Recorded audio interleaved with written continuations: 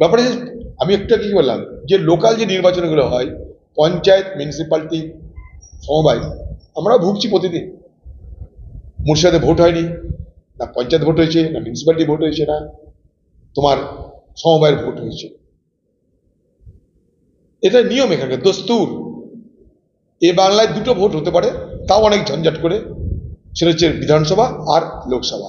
বাকি ভোটগুলো রাজ্যের ভোট, বাকি ভোট কেন্দ্রের নির্বাচন কমিশনের অধীনে হয় না, বাকি ভোট রাজ্যের নির্বাচন কমিশনের অধীনে হয়, তাই এখানে লুট হবে। এটার মধ্যে নতুনত্ব কিছু নাই, এটা নিউ নর্মাল। না, এটা তো করবে না তৃণমূল। আমি কি বললাম, কালকেও বলেছি যে ওখানকার তৃণমূলের নেতৃত্বে দাঙ্গাটা হয়েছে মোথাবাড়ি। তৃণমূল নেত্রীর নেতৃত্বে ভোটের বাজার খারাপ, তাই তৃণমূল নেত্রীর নেতৃত্বে ওই দাঙ্গাটা হয়েছে। আমি খুব দায়িত্ব নিয়ে বলছি, আমি জেনেই বলছি আপনাদের। তৃণমূল আগুন নিয়ে খেলবেন না, বিজেপি আগুন নিয়ে খেলবেন না। ভোট চলে যাবে,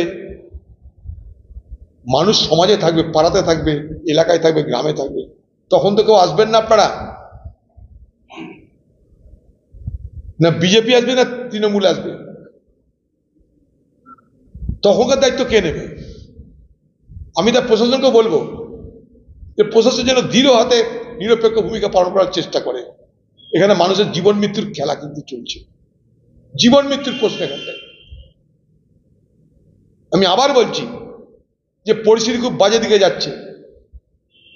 একজন জনপ্রতিনিধি হিসাবে, একটা হেরে যাওয়া এমপি হিসাবে বলছি যে পরিস্থিতি যা দেখছি আমার দুশ্চিন্তা বাড়ছে। দেখুন, রাজ্যপালের কতটা ক্ষমতা জানি না, রাজ্যপাল চাইতে পারে, তবে রাজ্য আর রাজ্যপালের মধ্যে যেন কোনো কুরুচিকর পরিবেশ তৈরি না হয়। রাজ্য এবং রাজ্যপাল একে অপরের জন্য একে অপরকে সহযোগিতা করুক, এটা আমরা চাইব। রাজ্যের মাথায় রাজ্যপাল কিন্তু সে নির্বাচিত নয়, রাজ্যের মাথায় সরকার তারা নির্বাচিত। যে নির্বাচিত সরকার আর যাদেরকে বসানো হয়েছে, বসানো হওয়া যে প্রতিষ্ঠান, দুটোর মধ্যে ফারাক তো আছে। তার জন্য ভারতের সংবিধানে সবকিছু স্পষ্ট বলা আছে, রাজ্যপালের কতটা ক্ষমতা, রাজ্যের কতটা ক্ষমতা। একটাই সব থেকে ভালো লক্ষ্য হওয়া উচিত, রাজ্যপাল এবং রাজ্যের মধ্যে সুসম্পর্ক। না তো এগুলো নিয়ে এমন কাদা ছোঁড়াছুড়ি হয়, এখানকার ভালো ছাত্ররা একেবারে এখানকার কলেজে পড়তে চাইছে না, সব চলে যাচ্ছে তারা বাইরের রাজ্যে। আপনাদেরকে বলি আমি, পশ্চিমবঙ্গে যেমন পুঁজির পলায়ন ঘটছে, পশ্চিমবঙ্গে তেমন প্রতিভারও পলায়ন ঘটছে। Flight of capital and flight of talent পশ্চিমবঙ্গে দুটোই হচ্ছে। ভালো করছে। পুলিশের ভূমিকাতে নিরপেক্ষ হওয়া উচিত, পুলিশের ভূমিকা নিরপেক্ষ হওয়া উচিত। আমি একটু আগেই বললাম যে পুলিশ যদি আজকে নিরপেক্ষ না হয়, তাহলে আগামী দিনে এই বাংলার আরো বিভাজন বাড়বে। কারণ দুটো রাজনৈতিক দল তারা বিভাজন চাই। এখন পুলিশ যদি নিজেই সরকারি দলে তোষামতি করতে গিয়ে এক পক্ষকে খাতির আরেক পক্ষকে খাতির না করে, তাহলে সেখানেও সমস্যা দেখা দেবে। সেই জন্য বলছি নিরপেক্ষ হন পুলিশ। কোথাও মুসলমান বেশি আছে, কোথাও হিন্দু বেশি আছে, কোন দিকে যাবে? সবার জন্য সমান বিচার হোক। সাধারণ মানুষ কেউ ঝঞ্ঝাট চায় না, সাধারণ মানুষ কেউ সাম্প্রদায়িক হিংসা চায় না। আমি কিন্তু দায়িত্ব নিয়ে বলতে পারি। এইভাবে গতবার এই রামনবমীর দিনে আমাকে হারানোর জন্য দাঙ্গা হয়েছিল শক্তিপুরে, বহরমপুরের শক্তিপুরে। তৃণমূলের বিধায়ক, ঘটনা চলেছে মুসলমান, সে বলছে 70% হিন্দুকে মেরে ভাসিয়ে দেওয়া যাবে। তাই 70% মুসলমান, 30% হিন্দুকে গঙ্গায় মেরে ভাসিয়ে দেওয়া যাবে। সেদিন প্রশাসন কিন্তু কোনো প্রতিবাদ করেনি, দিদি কোনো প্রতিবাদ করে, কারণ সেদিন ভোট ছিল। অধীর চৌধুরীকে হারাতে হিন্দু ভোট এক কাট্টা তাদের প্রচার ছিল। আর আমি এই ফাঁকে আরেকটা কথা বলছি সাংবাদিক জগৎকে, এই যে যত জায়গায় দাঙ্গা হচ্ছে বা দাঙ্গা হওয়ার পরিস্থিতি তৈরি হচ্ছে, জেনে রাখবেন সমস্ত কিছুর পিছনে তৃণমূল পার্টি যাদেরকে এনগেজ করেছে, তারা যে তৃণমূলের আইপ্যাক নামক সংগঠন, আইপ্যাক নামক এজেন্সি। শক্তিপুরেও এই এজেন্সি কাজ করেছিল, এবং তারা শুধু কাজ করেছে তা নয়, সেখানকার ভিডিওগুলো হিন্দুদের এলাকা এলাকায় গ্রামে গ্রামে গিয়ে তারা দেখিয়েছে, প্রচার করেছে বিজেপি সেজে। এবং আজকে যে বাংলায় সাম্প্রদায়িক বিভাজনের বাতাবরণ তৈরি হচ্ছে, সেখানটা কিন্তু আইপ্যাকের একটা ভূমিকা ধীরে ধীরে স্পষ্ট হচ্ছে। এই আইপ্যাক কখনো এনআরসি, কখনো লক্ষ্মীর ভান্ডার, আজ আইপ্যাকের নিদান হচ্ছে সাম্প্রদায়িক বিভাজন করার চাট করে দাও। কারণ সরকার বিরোধী মনোভাব তীব্র হচ্ছে, দিদির উপরে মা আস্থা হারিয়ে যাচ্ছে। আস্থা অর্জন করতে গেলে, পুনর্বার আস্থা অর্জন করার জন্য সাম্প্রদায়িক বিভাজন একমাত্র রাস্তা। দেখুন, গত লোকসভা নির্বাচনে বিজেপি পার্টির মধ্যে যে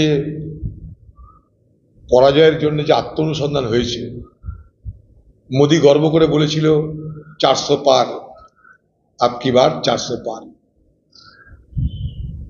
পার্লামেন্টের মধ্যে দাঁড়িয়ে বলেছিল, আমি সেখানে ছিলাম পার্লামেন্টে।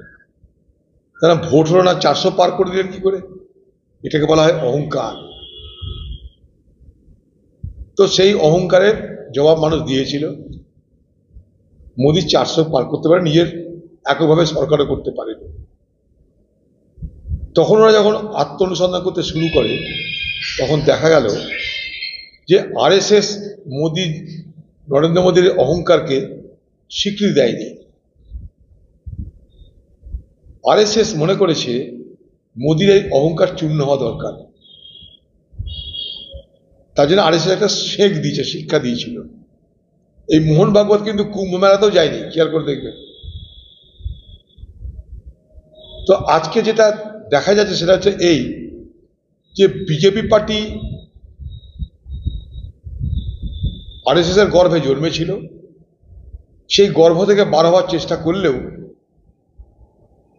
আরএসএস এর গর্ভ থেকে বার হতে পারছে না। আরএসএস ছাড়া বিজেপি পার্টি ভারতবর্ষের ক্ষমতায়, সে কেন্দ্র হোক রাজ্য হোক, টিকে থাকার সম্ভব না। সেটা বুঝে নির্বাচনের পর থেকে, নির্বাচনের ফলাফলের পর থেকে মোদিজি মোহন ভাগবতের সঙ্গে দূরত্ব কমিয়ে আনার চেষ্টা করছে। এটা তারই প্রতিফলন। তাহলে মোদিজি আরএসএস পৌঁছা করা শুরু করেছে। কদিন আগে দিল্লিতে মারাঠাদের যে একটা সাহিত্য সম্মেলন হয়েছিল, সেখান থেকে আরএসএস এর ভজনা শুরু করেছে। কারণ হচ্ছে এইটাই, মোদি জানে যে বিনা আরএসএস এর মোদির গতি নাই। তার জন্যে আরএসএস এর ভজনা করা শুরু করেছে। এত বছর পর নাগপুরে গিয়ে মোহন ভাগবতকে ম্যানেজ করার চেষ্টা করছে। এখন প্রশ্ন হলো এটা যে এত মোদিজি উন্নয়ন করেছে, এত নাকি দেশকে এগিয়ে নিয়ে গেছে, স্বাধীনতা আমাকে সবকিছু দিয়েছে। এই যে আরএসএস এর দপ্তরটা না, এই আরএসএস এর দপ্তরে যেখানে গেছে মোদি, সেই আরএসএস এর দপ্তরে 52 বছর পর ভারতবর্ষের জাতীয় পতাকা উড়েছে। জেনে রাখুন আপনারা, যে দপ্তরে গেছে তার ইতিহাসটা বার করতে বলবো আর্কাইভস থেকে। 52 বছর পর সেই আরএসএস এর দপ্তরে নাগপুরে ভারতের স্বাধীনতার পতাকা উত্তোলিত হয়েছে। 52 বছর পর। তাহলে কেমন দেশ স্বাধীন হয়েছে, আর কেমন দেশের দেশাত্মবোধ মোদি আর মোহন ভাগবত পালন করে, তার সব থেকে বড় প্রমাণ যেখানে সেই নাগপুর। দিদিও বলে আরএসএস রাষ্ট্রবাদী, আরএসএস দেশাত্মবোধে বিশ্বাস করে, আরএসএস ভারতবর্ষের স্বাধীনতা সংগ্রামে লড়াই করে, দিদিও বলে। এই দিদি দিল্লিতে আরএসএস এর যে সর্বভারতীয় সম্মেলন হয়েছিল 2003 কি 4 সম্ভবত, খোঁজ দিতে পারেন আপনারা, সেখানে নিমন্ত্রিত ছিল এবং সেখানটায় আরএসএস এর প্রশংসা করেছে, একবার না বহুবার। মাঝে মাঝে দিদি আরএসএস এর প্রশংসা করে। দিদির মুখে কখনো মোহন ভাগবতের সমালোচনা শুনবে না, খেয়াল করে দেখবেন আপনারা। মোদিও মোহন ভাগবতের ভজনা করে, দিদিও মোহন ভাগবতের ভজনা করে। এই পশ্চিমবঙ্গে 11-12 দিন কাটিয়ে গেল মোহন ভাগবত। দিদি বলেছে তার সুপ্রশাসনকে কোনো যাতে অসুবিধা না দেখবেন, ঘোষণা করছে কোনো যাতে অসুবিধা না হয় দেখবেন, তারা আমাদের অতিথি। সেই অতিথিদের খাতির করতে এই বাংলায় এখন আরএসএস এর সংগঠন, আরএসএস এর শাখা হু হু করে বাড়ছে। আর একই কথা বিজেপি আর মোদি। বলো। সেটা আজকে বলেছেন, স্বাধীনতার পর দাসত্ব করে যাচ্ছিল দেশবাসী, দেশবাসীকে ছোট করে দেখানোর জন্য কংগ্রেসী আইন আনা হয়েছে। আজ উন্নতির পথে এগিয়ে চলেছে দেশ। উন্নতির পথে না অবনতির পথে সব থেকে বেশি মোদি জানে। আমেরিকার যেগুলো সংগঠন, রাজনৈতিক না অরাজনৈতিক, যারা সারা বিশ্বের প্রত্যেকটা দেশের সামাজিক ধার্মিক বিষয়গুলো নিয়ে রিসার্চ করে রিপোর্ট দেয়, সেখানে বলছে যে ভারতবর্ষের সাম্প্রদায়িক বিভাজন স্পষ্ট হচ্ছে।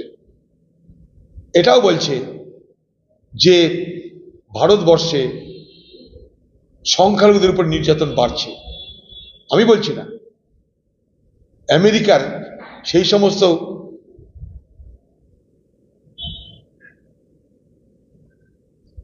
সংগঠন থেকে বলা হচ্ছে, যারা না রাজনীতি করে না ধর্মাচার্য করে, তারা সামাজিক ভালো মন্দ নিয়ে তারা বিশ্লেষণ করে, সার্ভে করে, তারা বলছে এই জিনিসটা ছিল না আমাদের দেশে না আগে। 2014 আগে ভারতবর্ষ, 2014 পর ভারতবর্ষ দেখে নিন আপনারা। যেন নির্বাচন মানে কোথায় কবরস্থান, কোথায় শ্মশান, কোথায় মন্দির, কোথায় মসজিদ, কোথায় ঔরঙ্গজেব, কোথায় শিবাজি। এ কি? আরে পেটে ভাত কোথায় বল, চাকরি কোথায় বল, স্বাস্থ্য কোথায় বল, মজা পেয়ে গেছে সব। শিল্প কোথায় বলো, মজা পেয়ে গেছে। এক দিদির মজা আর মোদির মজা দেখছি আমরা, মজাদার কাহিনী। তাদের তো কিছু যায় আসে না। গতবার হলো এনআরসি নিয়ে, এবার হবে মন্দির মসজিদ নিয়ে। তার মধ্যে এনআরসি অল্প অল্প করে ঢুকবে। আসছে দিন দিল্লি থেকে, দিদি রেডি হচ্ছে, বলে দিয়েছে তুমি রেডি হও আমিও রেডি হই। দিদি মোদি তো আলোচনা করে ফেলেছে, তুমিও রেডি হও আমিও রেডি হই। কি হচ্ছে বলুন? মোদীকে আজকে প্রকাশ্যে বলতে হয়েছে যে রাষ্ট্রীয় চেতনার অংশ আরএসএস আমাদের দিশা দেখায়, যেখানে সেবার প্রয়োজন পৌঁছে যায় রাষ্ট্রীয়।